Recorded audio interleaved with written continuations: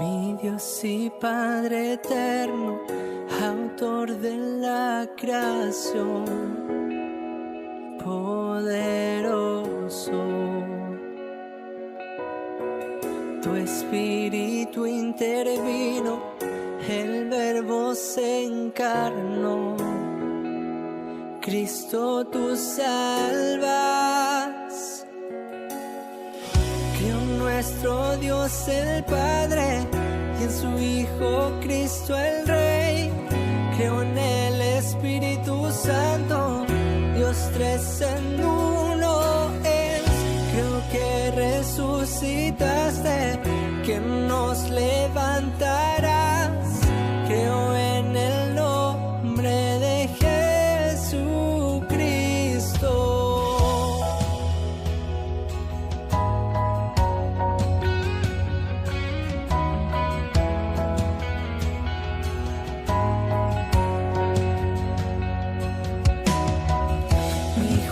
Y mi abogado, sufriste en la cruz, me has perdonado,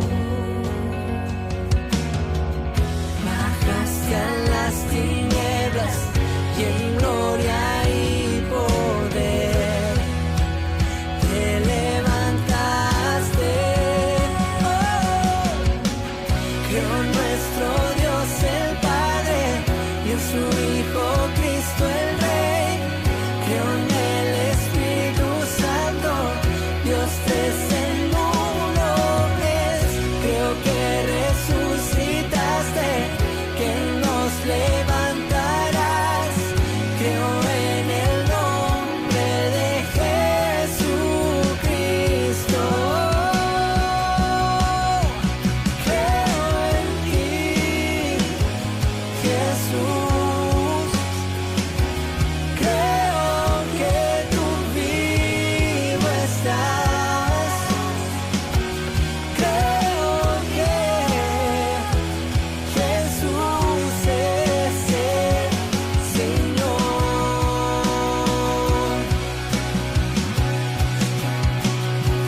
Creo en ti, Jesús. Creo que tú vivo estás. Creo que Jesús es el Señor.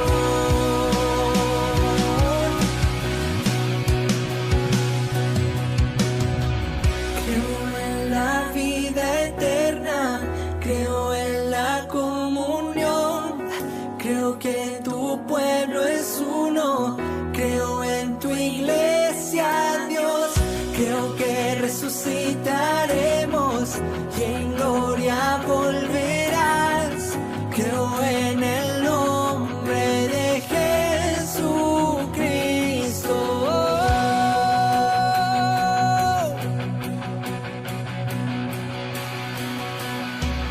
Creo en nuestro Dios el Padre, en su Hijo Cristo el Rey.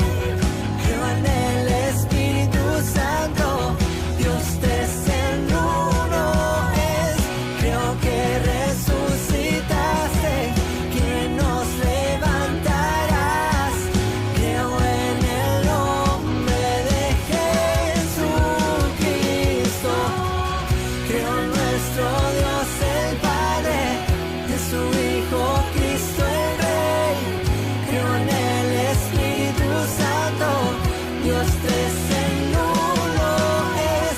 Creo que resucitaste, que nos levantarás. Creo en el nombre de Jesucristo.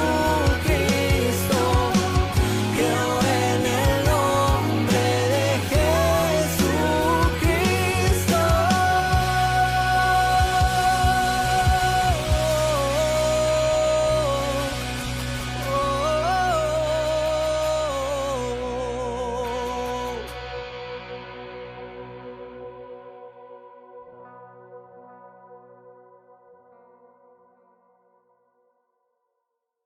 Muy buenos días, amados.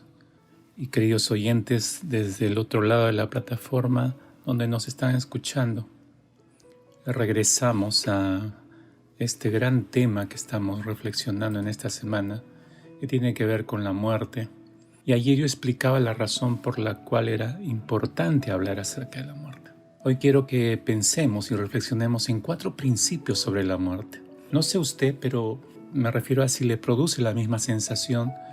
Todos los días estamos escuchando o viendo estadísticas. A veces mi mente se siente tan saturada que prefiero que pasen varios días sin ver absolutamente ninguna de las estadísticas que anuncian los noticieros, pero cuando vuelvo a ver la estadística y sigo viendo la cantidad de gente que va muriendo, es increíble y no me gusta hablar de números, pero solo para poner un ejemplo y que usted se dé cuenta de lo que cruza por nuestra mente y corazón. Si ya nada más en nuestro país se habla de más de 3,000 personas fallecidas, ya casi bordeamos y probablemente hemos pasado los 100,000 contaminados, y pensando en el mundo que ya se habla de más de 400,000 personas fallecidas por el COVID.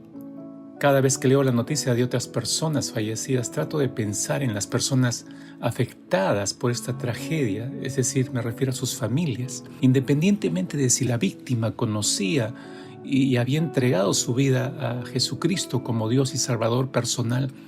Me hace pensar la vida de aquel hijo, de aquella hija, de aquel hermano, hermana, esposo, esposa, amigo o vecino que ha llegado a un final abrupto por causa de esta pandemia. ¿Cómo afecta eso a las familias? ¿Y cómo nos afecta a nosotros porque les conocemos? Y cómo duele, por cierto.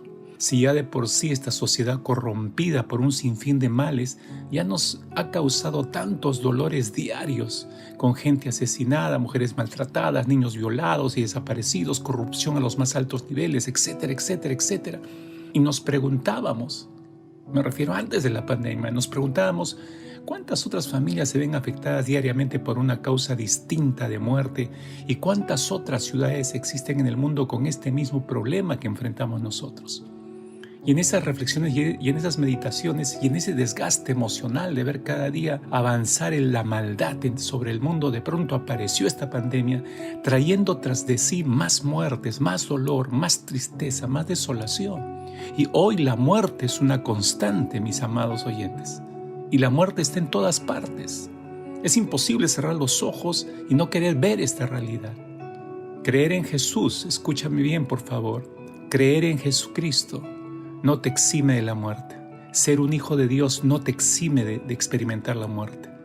Un día todo cristiano experimentará el gozo de la vida eterna, sí, pero antes de experimentar eso, cada cristiano deberá experimentar el dolor de la muerte física. Eso es inevitable. Tú que me estás oyendo personalmente, quiero decirte que indefectiblemente llegará un momento en que tú morirás, igual que yo moriré. Y no precisamente por esta pandemia, serán por causas probablemente diversas, pero nos llegará ese tiempo y esa experiencia, y lo más probable es que antes experimentarás la muerte de varios amigos cercanos, familiares queridos, amados para ti. Además de eso, algunas de esas experiencias serán trágicamente muy dolorosas. La muerte en un mundo caído como el que vivimos es raramente pacífica. Entonces, ¿cómo deben los cristianos lidiar con la muerte? Aquí hay 4 principios derivados que nos muestran las Escrituras, la Biblia, que me han ayudado a pensar sobre esta dolorosa experiencia y los comparto con ustedes. Este primer aspecto, este primer principio derivado de las Escrituras es que la muerte puede llegar abruptamente. Escuche por favor. La muerte puede llegar abruptamente. En muchos casos la muerte llega completamente por sorpresa. Así muchas vidas se acaban trágicamente sin aviso o preparación incluso. Solo basta mirar las noticias y cuente usted cuántos jóvenes, personas adultas o ancianos, incluso niños, han sido atacados o alcanzados por una bala perdida o por un conductor ebrio o por un accidente inesperado y sus vidas se cortaron en ese instante. En algunos casos, sabes que la muerte está a la vuelta de la esquina. Mi abuelo paterno estaba agonizante en su hogar hace ya muchos años atrás de esta experiencia. Y toda la familia sabíamos lo que finalmente iba a suceder, que mi abuelo iba a partir. Pero cuando él llegó a su último respiro, honestamente yo no estaba preparado emocionalmente para ello. El abuelo amado con el cual pasé mis primeros años de niñez se había ido. Y aunque mi cerebro podía comprender los hechos, mi alma no estaba preparada para el dolor. Y creo que hay mucha gente hoy en día que sabe que podría llegar la muerte, pero no está preparada para experimentarla. Algunos ocultan no solo ignorancia, sino ocultan su miedo, su temor, más bien de forma contraria, tratando de mostrarse fuertes, incluso críticos, con un tono sarcástico y de burla contra la muerte, ¿no? Pero en el fondo hay mucho miedo. No debemos sentirnos avergonzados, mis queridos amigos y oyentes, o culpables por el dolor. No importa cuál sea la causa de la muerte, o cuánto tiempo sabía alguno de ustedes de antemano que iba a ocurrir la muerte. La Biblia dice, refiriéndose al ser humano, que sus días están ya determinados. El número de sus meses le es conocido a Dios, y Él ha fijado sus límites para que no pueda pasarlos. Y estoy citando textualmente el libro de Job, capítulo 14, versículo 5. Este maravilloso texto nos muestra que es Dios quien ha determinado nuestro tiempo de vida. Es Él. Nosotros no podemos determinar ni nacimiento ni muerte. Podemos acabar abruptamente, sí, por nuestra propia mano. Hablo del suicidio. Pero eso evidentemente va contra Dios, porque Él es el que da la vida y Él es el que la toma. Cuando el ser humano no solo conoce este principio de vida, sino que conoce y tiene una relación íntima con el Dios de la vida y el Dios de la muerte. Aunque la muerte pueda llegar abruptamente a su vida, ese creyente siempre tendrá la convicción de saber hacia dónde irá al final. Es por eso que hallamos una expresión muy peculiar en los escritos del apóstol Pablo. Él dice, porque para mí el vivir es Cristo, dijo. Para mí el vivir es Cristo y el morir es ganancia. Aunque esto suene a locura. Para el apóstol Pablo, morir era ganancia porque él sabía dónde iba.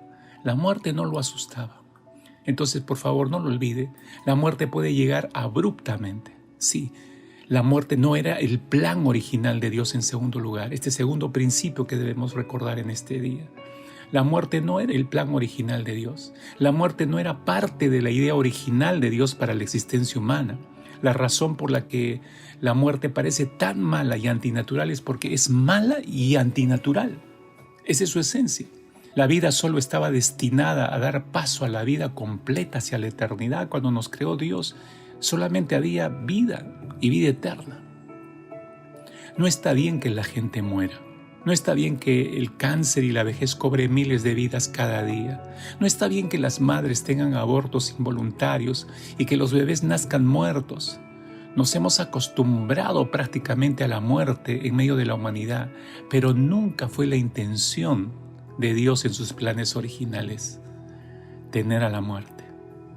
Está bien que lloremos y que suframos a causa de la muerte, pero debemos ir mucho más lejos que solo el momento de la partida de ese ser querido.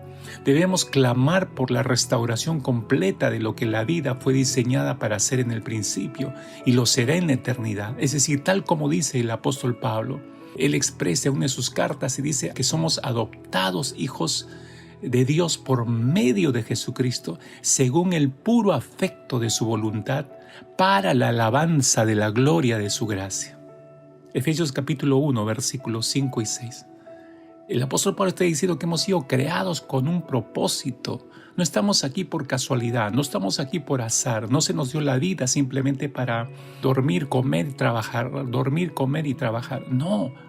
Hemos sido creados, dice, para alabanza de la gloria de su gracia. ¿Eso qué significa? Es vivir para Él y solamente para Él según y conforme a su voluntad. Y además escuche el gran consuelo que nos da el Señor a través del apóstol Juan en el último libro de Revelación, Apocalipsis, capítulo 21, versículo 4, dice que Dios enjugará toda lágrima de sus ojos. Escuche bien, Él enjugará toda lágrima de sus ojos y ya no habrá más muerte, ni habrá más duelo, ni clamor, ni dolor, porque las primeras cosas han pasado, dice. Ya no habrá muerte, dice. No habrá más duelos. No habrá más dolor, no habrá más tristeza. Mire, escúcheme por favor, a pesar que la muerte no era el plan original de Dios, pero por la desobediencia de un hombre entró el pecado y por el pecado entró la muerte, dice la Biblia, pero todo esto Cristo lo transformó para bien de aquellos que le aman. Cristo transformó todo esto para bien de aquellos que le aman. Es por eso que tú no estás solo en la muerte. Y este es el tercer gran principio que debemos recordar esta mañana. Tú no estás solo en la muerte. Si hemos de pasar por esta experiencia, no estamos solos. Los que le pertenecemos a Cristo, los que tenemos una relación con Él, por supuesto. Creo que no hay otra experiencia humana que te haga sentir más solo que la muerte. Es un sentimiento inevitable que sentimos por dentro, en el alma.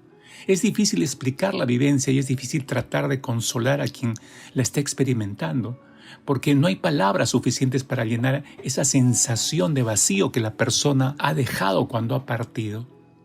Y sus seres más cercanos están percibiendo esa experiencia, esa sensación de vacío. Cuando pensamos en la sensación que tuvieron las hermanas de Lázaro, recuerda, Lázaro fue un amigo muy cercano a nuestro Señor Jesucristo junto con sus hermanas, pero Lázaro murió y las hermanas intentaron ubicar a Jesús para que viniese e hiciera algo respecto a la agonía de su amigo Lázaro. Pero Jesús llegó 4 días después que Lázaro, como decimos, ya estaba enterrado. Estaba en un mausoleo, pero las hermanas estaban experimentando en ese momento esa sensación de vacío que deja la muerte de alguien amado, a tal punto que fue su estado de vacío y frustración que hasta increparon a Jesús por qué haya llegado tan tarde, por qué se demoró, dónde estaba cuando más lo necesitaban. Qué curioso que son las preguntas que todas las personas se hacen sin entender la experiencia de la muerte y se estrellan con Dios. Marta y María se sentían tan solas y tan devastadas como muchas personas probablemente hoy en día, o como quizás usted que nos está oyendo a través de este audio. Porque tiene usted la sensación de que ese vacío interior nada lo va a poder llenar, nada lo va a poder apagar. Pero el gran San Agustín dijo que ese vacío interior que tenemos todos los seres humanos solo tiene la dimensión de Dios. Es decir, solamente Dios puede llenarlo. Entonces, por eso es que no estamos solos aún en la experiencia de la muerte. Sin embargo, a pesar que la muerte es una experiencia universal, a pesar que la muerte produce esa sensación de vacío en el alma, pero tenemos que darnos cuenta que una cosa es sentir una sensación y otra cosa muy diferente es la realidad. Y la realidad es que los que tienen una comunión ceñida con Cristo, el cual es su Señor y Salvador personal, nunca están más solos, ni en vida ni en muerte. Porque nuestro Señor Jesucristo prometió: he aquí yo estaré con ustedes hasta el fin de los tiempos. Por lo tanto, en el momento de la muerte de alguien amado debemos recordar esta realidad y no dejarnos arrastrar por esa sensación de vacío en el alma, recordar la promesa del Señor y aferrarnos a esa realidad. Es por eso que cuando fue profetizado el nacimiento de nuestro Salvador y Señor Jesucristo por el profeta Isaías, este profeta dijo: y llamará su nombre Emmanuel. ¿Sabe qué significa eso traducido del hebreo? Significa Dios con nosotros. Dios con nosotros. Escúcheme. En la oscuridad y la soledad de tu dolor por la partida de algún ser amado, tienes un poderoso hermano y amigo que no solamente está junto a ti, porque así lo ha prometido, sino que habita dentro de ti, si es que le has entregado tu vida por completo, por supuesto, sino que también sabe exactamente lo que estás enfrentando, lo que estamos sufriendo, lo que estamos llorando y lo que estamos extrañando. No te quepa la menor duda de eso. Pero en cuarto lugar, el cuarto principio que debemos recordar esta mañana es que la muerte es un enemigo vencido. Así es. Regreso a la experiencia de muerte que vivieron María y Marta, hermanas de Lázaro, amigos de Jesús. Tan grande era su tristeza, tan grande era el pesar de ellas que al verlas Jesús se llenó de compasión y lloró, dicen las Escrituras. Tal vez no podemos imaginar cómo se sintió Marta cuando el Salvador le dijo estas consoladoras palabras. Se acercó a ella y le dijo: tu hermano resucitará, le dijo.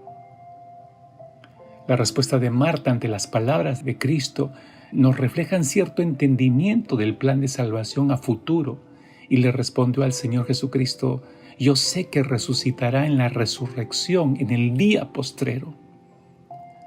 A su vez, el Señor Jesucristo vuelve a mirarla con misericordia y compasión, y su respuesta fue muy consoladora. Y esta es la gran realidad que tenemos que darnos cuenta nosotros. Estas palabras están registradas en el Evangelio de Juan, capítulo 11, a partir del versículo 25. Dijo el Señor Jesucristo a Marta: yo soy la resurrección y la vida. El que cree en mí, aunque esté muerto, vivirá. Y todo aquel que vive y cree en mí, no morirá eternamente. Dígame si ese no es un gran grito de vencedor, de aquel que pudo vencer a la muerte y que a pesar que experimentemos físicamente hablando la muerte, pero resucitaremos para vida eterna, porque esa es la promesa del Señor. Todo aquel que vive y cree en mí, no morirá eternamente. Bendita obra de Cristo. Bendita obra de Cristo.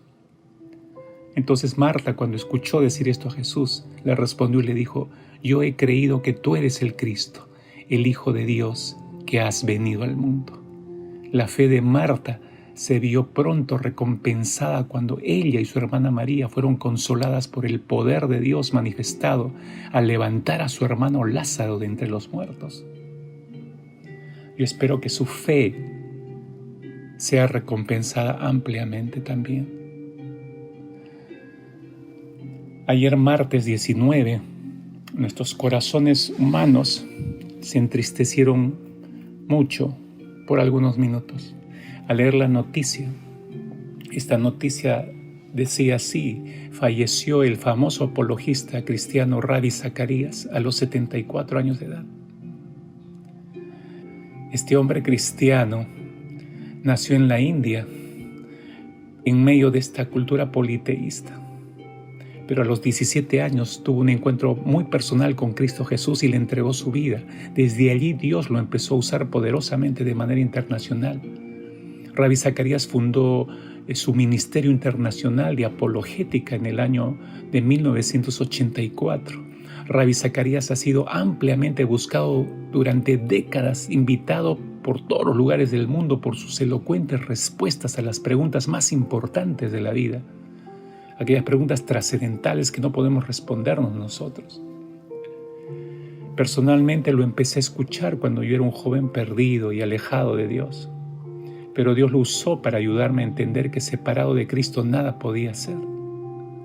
Hace solamente un par de meses atrás, cuando Ravi Zacharias no sabía acerca del cáncer que se albergaba en su columna vertebral, él leyó en una reunión una porción de un escrito de uno de los más grandes predicadores puritanos del siglo XVI, llamado Richard Baxter.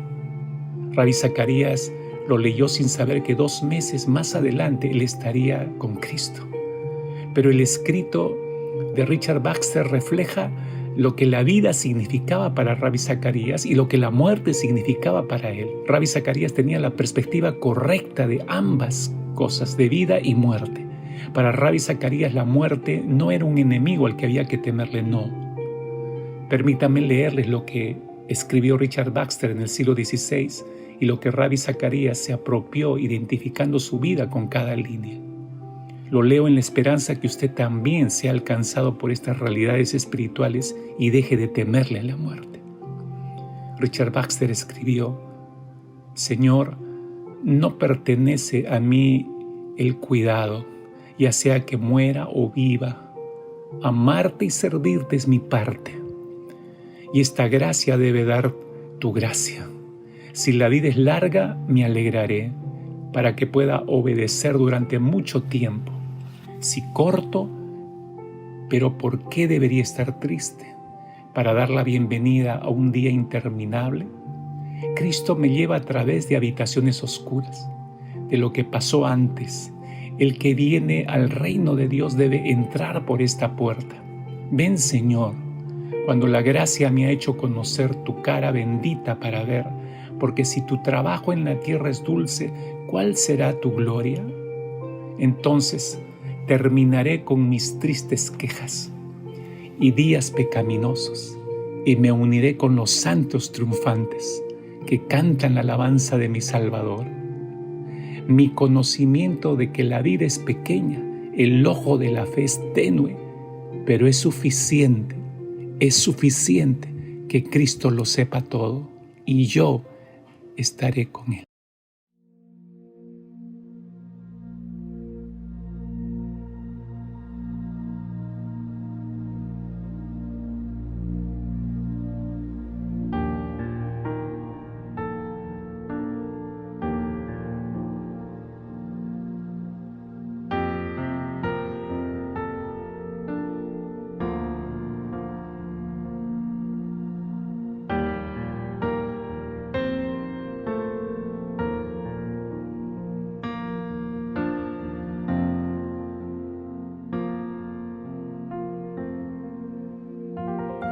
Me has quebrantado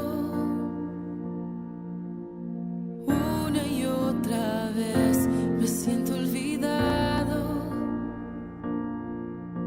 como si no me ves, y cuando te hablo,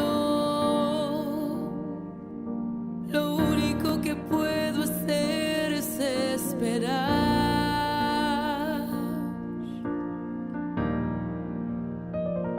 Me has sostenido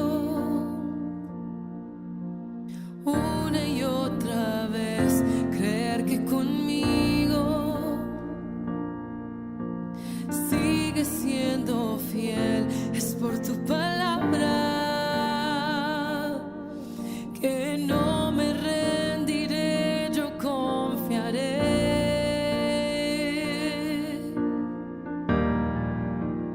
Estar contigo, no hay otro lugar que me llene. En la tempestad me das calma, nada detendrá tu fidelidad.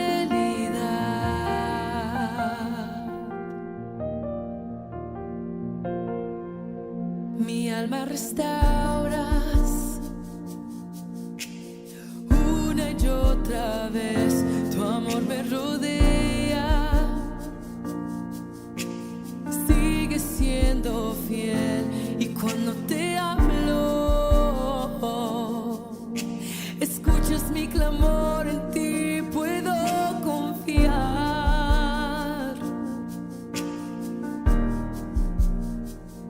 Me has sostenido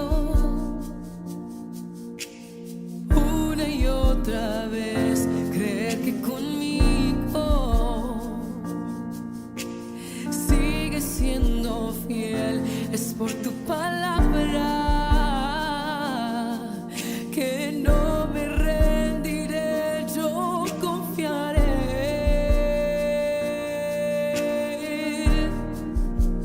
Estar contigo, no hay otro lugar que me llene. En la tempestad me das calma, nada detendrá tu fidelidad. Oh, estar contigo, no hay otro lugar que me llene. En la tempestad me das calma, nada detendrá tu fidelidad.